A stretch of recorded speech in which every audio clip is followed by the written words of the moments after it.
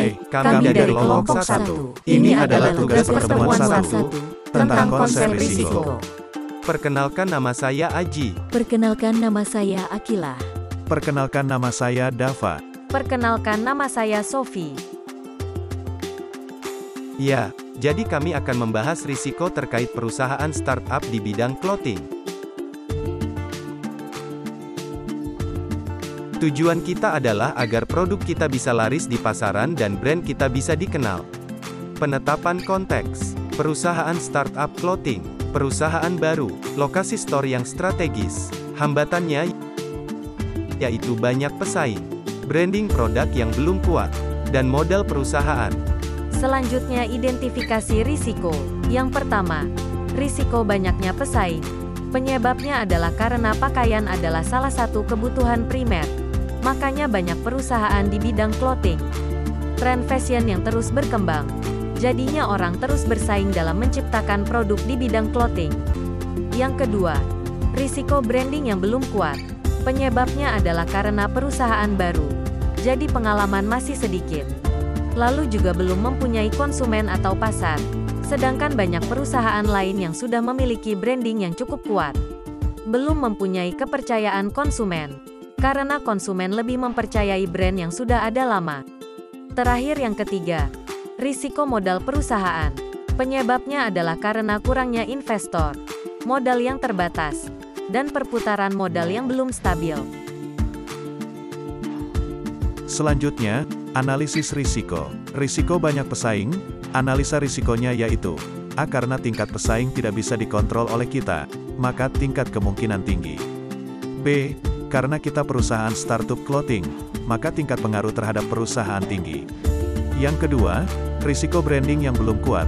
Analisa risikonya yaitu A. Kemungkinan branding perusahaan lemah termasuk rendah, karena masih bisa diatasi dengan promosi. B.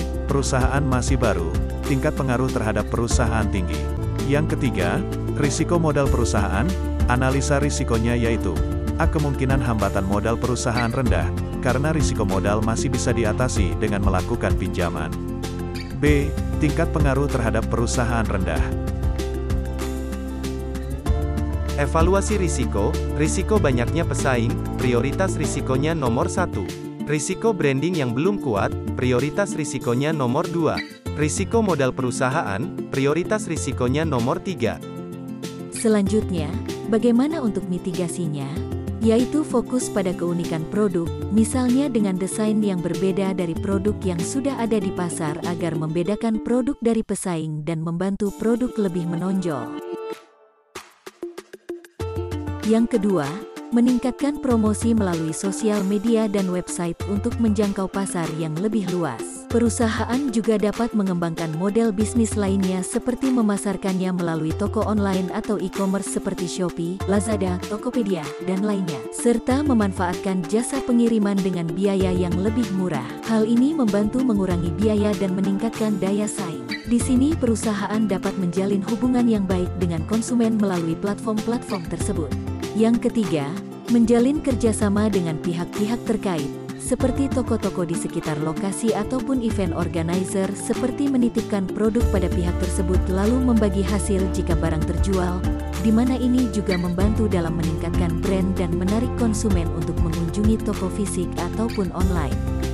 Terakhir, yaitu memanfaatkan lokasi strategis sebagai kelebihan dalam promosi, misalnya, mendesain toko yang menarik dan mengundang konsumen untuk datang dengan mengadakan event atau diskon spesial yang hanya berlaku di toko fisik. Hal ini dapat membantu meningkatkan loyalitas konsumen dan mengurangi risiko konsumen beralih ke pesaing.